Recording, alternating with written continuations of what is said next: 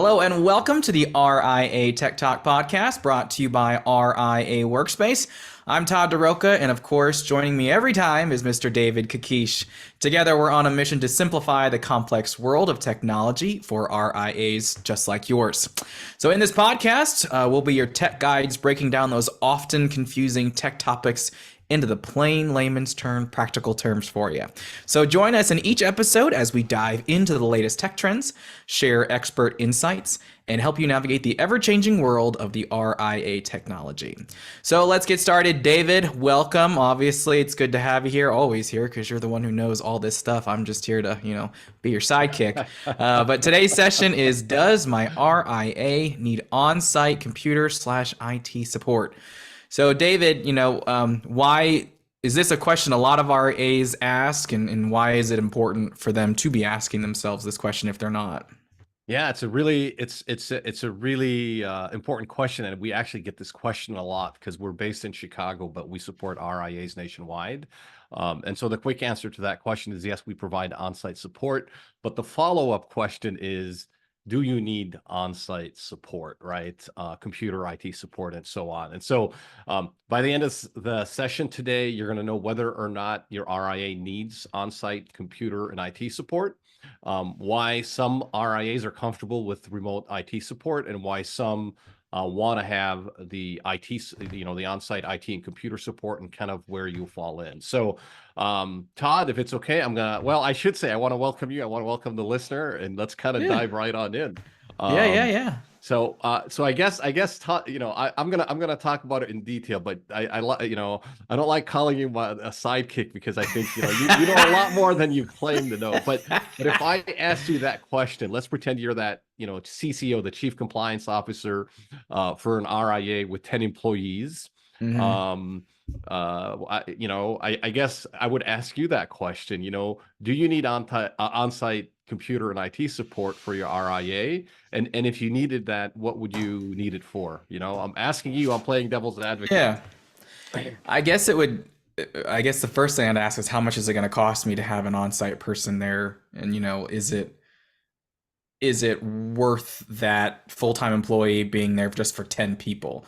I don't think I would, honestly, I probably wouldn't hire an IT guy or person. So let me rephrase the question, because I'm not necessarily saying hiring an IT person. Most RIAs are not hiring an IT person. They don't want to manage an IT person. They're like, oh no, that's the last thing you want to do. But if you worked with a company that provided you IT support and IT services, got it. What would you want on-site IT support, and what would you want it for?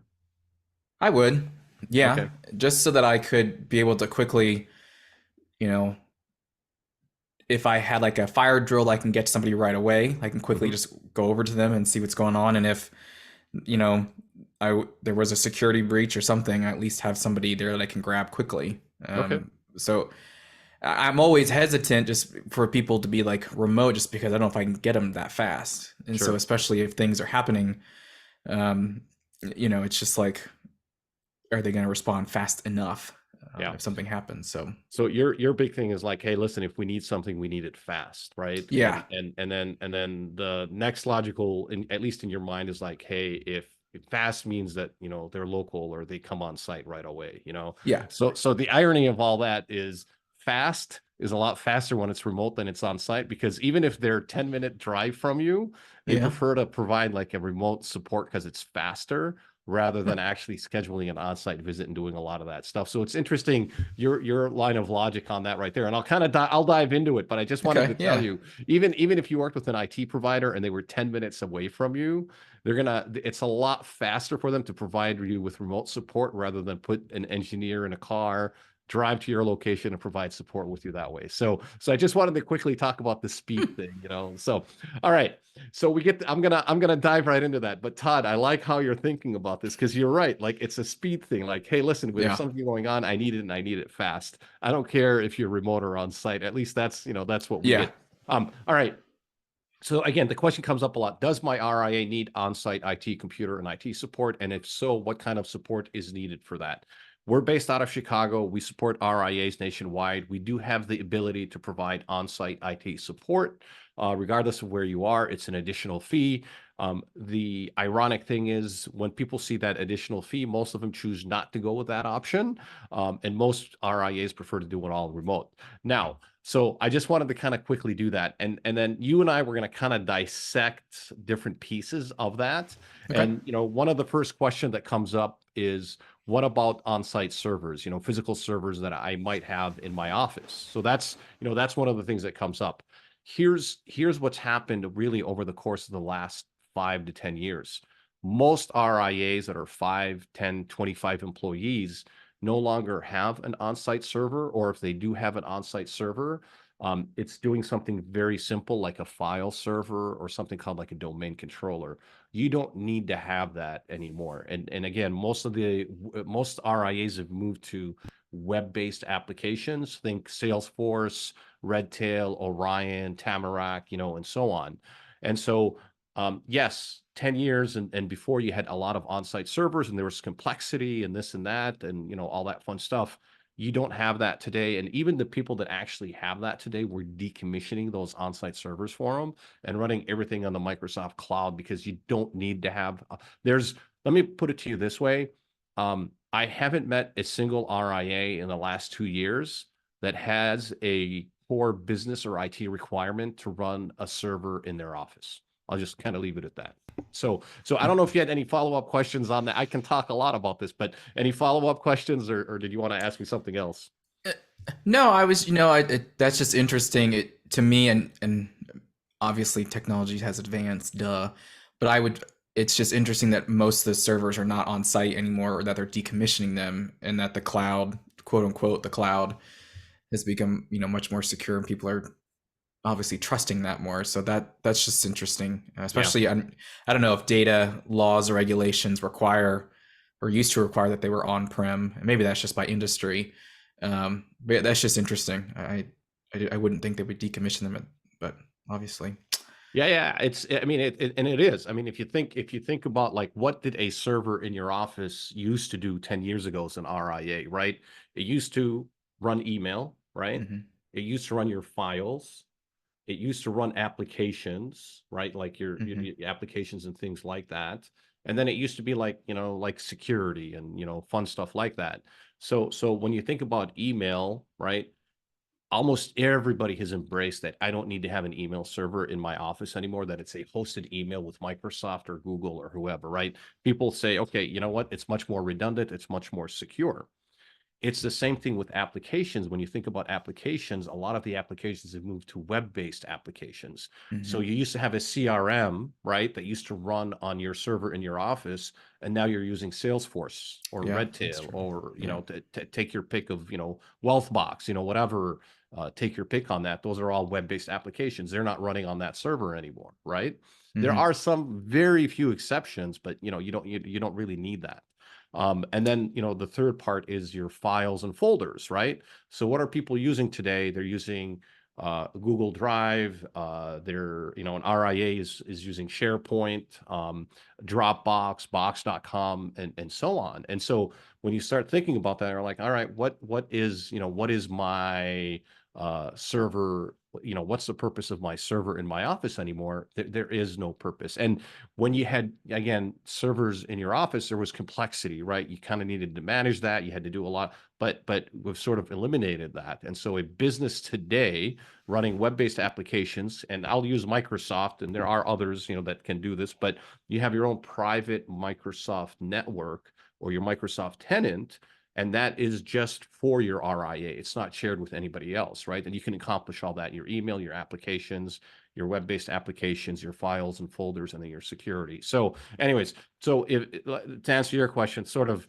as an industry holistically, they've moved from on-site servers to, no need to have that. And so a big part of an IT person coming on site a lot of times was also dealing with the complexity of an on-site server. And that's kind of gone away. Got it. So what kind of IT equipment, what is that IT equipment that's in my office? I don't have the servers and all that. What is that in my office? Yeah. So a typical office, again, whether you're, 3 people or 30, or it doesn't matter. It's going to be the same thing, right? So typically you've got your internet connection, and Mhm. then right after that you have a network firewall. Some people will call it a router or something like that, but let's just think a network firewall. And then you have a switch, and then you have a wireless access point, and then you just have all the computers and printers that sort of connect, and you're working. So again, from a like a network perspective, you have number one is a network firewall. Number two, you have a switch. And then number three, you just have a wireless access point. And those are kind of the three things that, and again, those are typically, I mean, we manage, monitor, and maintain all those remotely. We don't need to come on site to do that. So when you talk about, coming on, you come in remotely, obviously there are some RIAs that will only want to work with a local provider. So why is that if servers are more on the cloud and it's all going offsite? Why do some still want that person in? Because I almost honestly I would do the same thing. I'd be like, yeah, I want a local guy here. Sure. Um, so I guess what have you seen in your experience of why that is, in broader respects? Yeah. Yeah, let me kind of talk about it this way. I think again, we work with RIAs nationwide. Most Mhm. of our work is done supporting them remotely. We have the ability to be on site when we need to be on site. It's just, it's an additional fee to do that. The vast majority, like over 90%, prefer to just go with the remote option, right? They're saving money and things like that. Now, there is one valid reason why RIAs typically will work with a local provider. And it's where it's part of their DNA, and they say, hey, look, we're a company, we're based in Detroit, we want to support the local economy, and we want to Mhm. work with a local IT provider. We're based in Chicago, and I get it, I understand that, I respect it, and it's sort of just a company policy to say, look, we've really set up our company so we only work with a local IT provider. And it doesn't happen a lot, but it does come up on occasion. I go, hey, listen, I respect that, and that's fine, and you can absolutely do that. Now, the only problem that I would say, and I'm very transparent when I say this, is you're an RIA with 7 employees, 15 employees, whatever that number is, regardless of AUM. When you work with a local IT provider, they're a good local IT provider. They don't understand the unique challenges of your RIA. So you might be 12 employees as an RIA, but you're different because your requirements for cybersecurity, for IT compliance, for productivity are very different than that business across town or across the street with Mhm. 12 employees. Both of you might be 12 employees, but your local IT provider is going to treat you very similar to the other company. You've got, as a 12-person RIA, you have millions in AUM that other company doesn't. And so your requirements for like big business or enterprise security in a platform Mhm. are just very different than that other business. And so a lot of times what happens is they work with that local provider and then realize within a year or two that they've kind of outgrown them, or like there's a disconnect, right? Where Mhm. it's not that that local provider doesn't care about security or IT compliance. They don't realize that they need it, like your RIA needs it, just like a big business needs it, right? Like you need a big business cybersecurity and IT compliance requirement. So in many ways, you're doing yourself a disservice by working with a local IT provider. Now you're helping the local economy, and I get it and I respect it, but Mhm. there's just so many.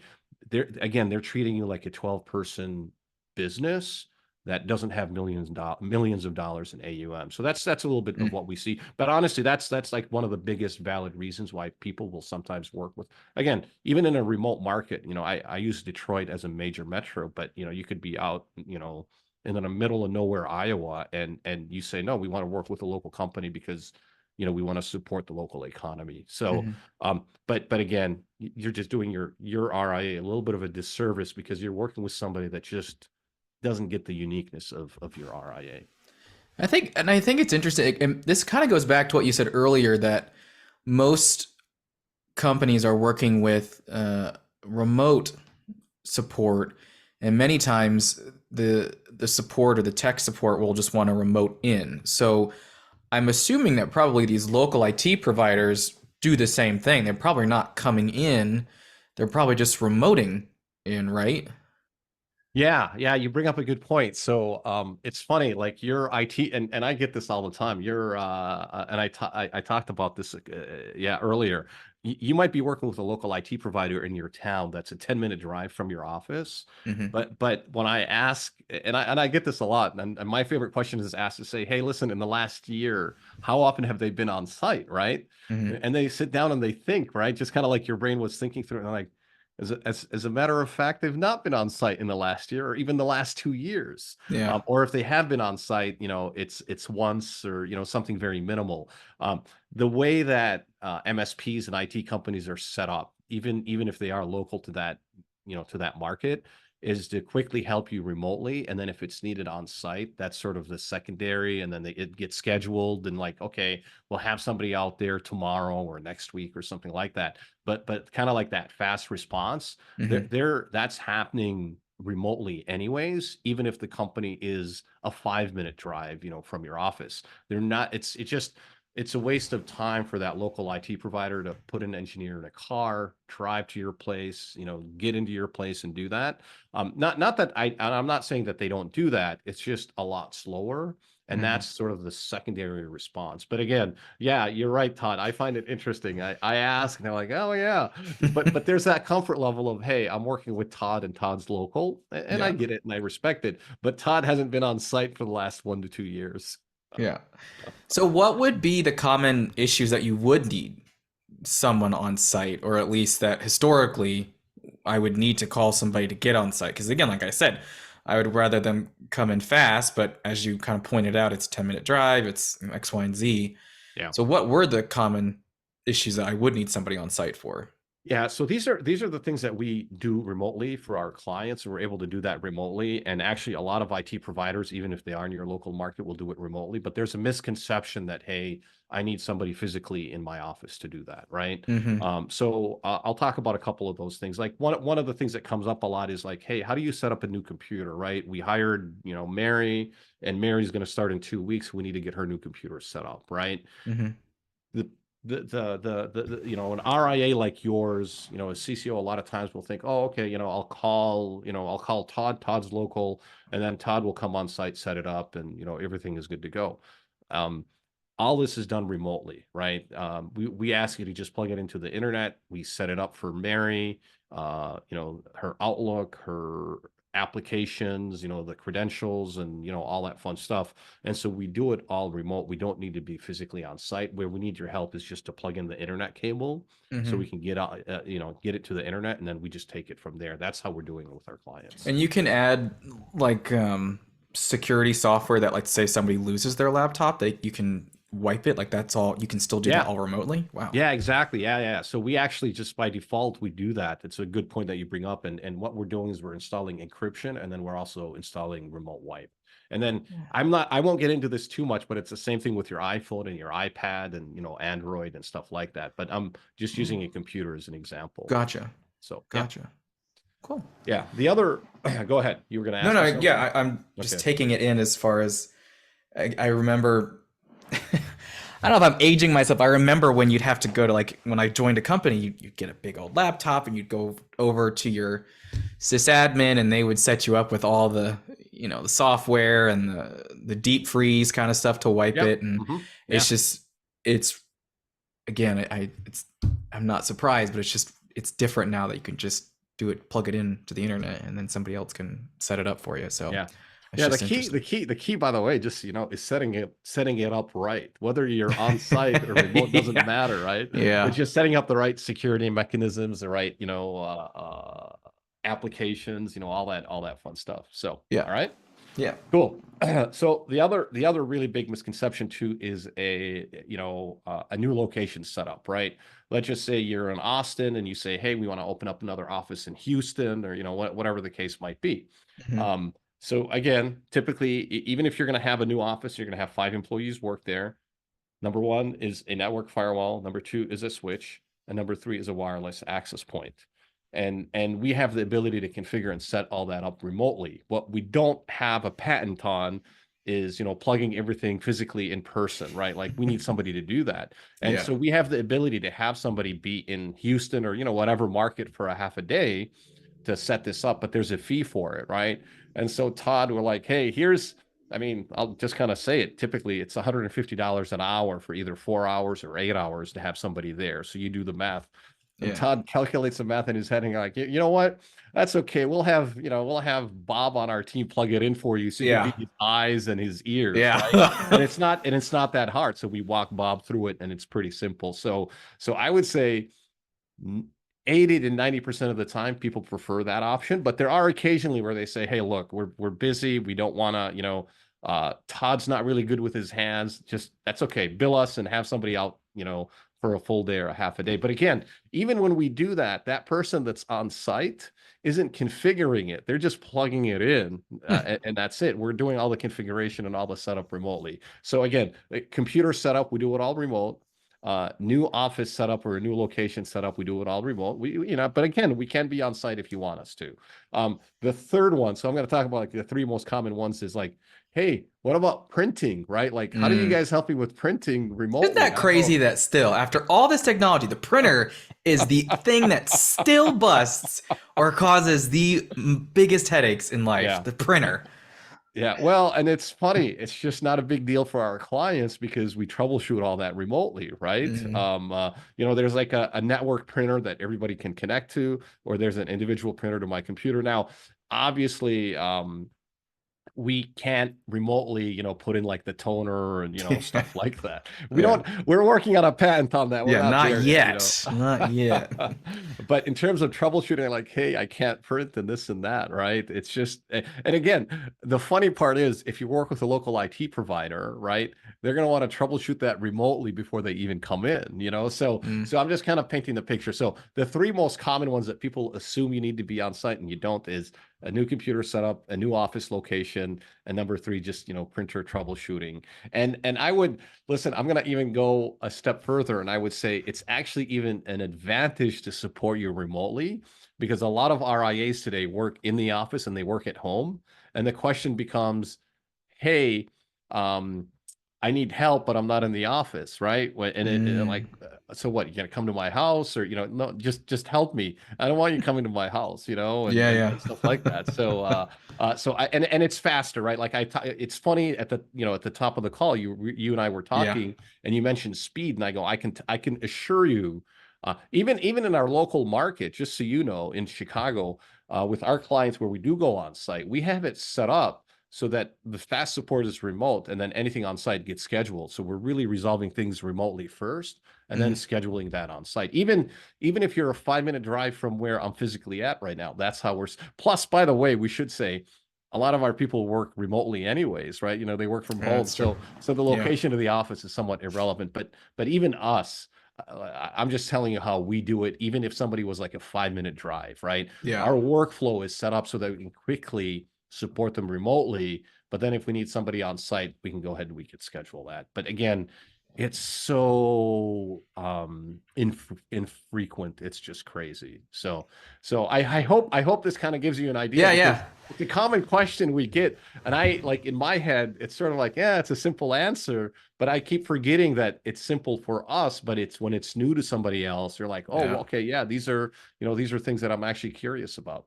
Yeah. So So, as somebody who's, still in the car or listening to us as they're doing stuff at home, what recap for me again why somebody would need an on-site computer IT support and actually why they probably don't need an on-site IT support.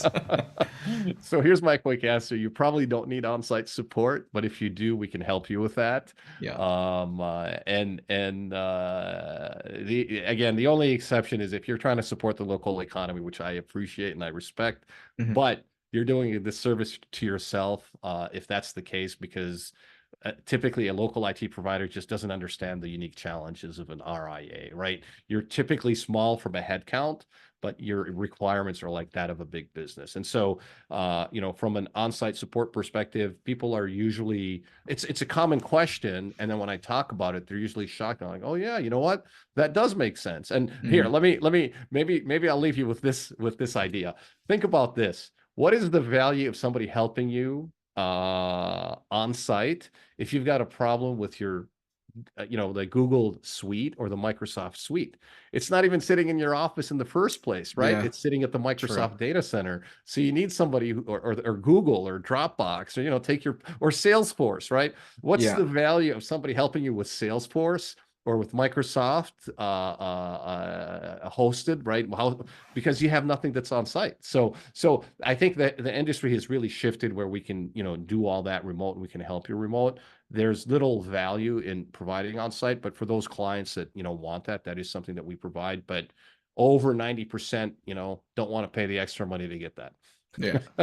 So how can someone, if they wanted to, if they're starting a new business or they're looking at that, what's the best first step they can take to, to talk with you or your team? Yeah, I mean, I would just say, look, we have a lot of really helpful resources on our website. So if you go to our website at www.riaworkspace.com and you click on the Learning Center, if you kind of want to do it on your own and learn, we've got a lot of very helpful material there. If not, just reach out to us. We can give you a quote, no cost to you at all, and you can kind of see what's involved. And yeah, I would just leave it at that. A lot of times when people are sort of looking at changing like their IT provider or a breakaway RIA or whatever, what there's just so many things on their mind that what I think is simple from an IT perspective is kind of complex because we're just one small component of their entire business, right? And so it's almost like, hey, I want to work with somebody who eliminates this headache. Just take care of this for us. Here's a check, and let's move on. That's typically what that is. But I would definitely, if you want to talk to us, reach out to us, get a quote. It's free. Or if you kind of want to learn, go to our learning center. We have some really great blogs and white papers, and where we talk about this in more detail. So awesome. Well, David, as always, it's always a learning experience for me, learning some new stuff, and hopefully for you listening and watching, that is the same experience you're getting. So, hey, thanks so much for listening to the RIA Tech Talk podcast, brought to you by, of course, RIA Workspace. And as David mentioned, go to the Learning Center at the website, and also you can find our previous podcasts and other helpful resources for you. And David and team is always happy to answer any questions you may have. So obviously reach out to them directly. Just go to the website, RIAworkspace.com, and they'll answer it there. So for David Kish and the rest of us, I'm Todd Darroca, and thanks so much for joining us on this episode. And stay tuned for more RIA Tech insights in our next episode. We'll see you later, guys. thank you.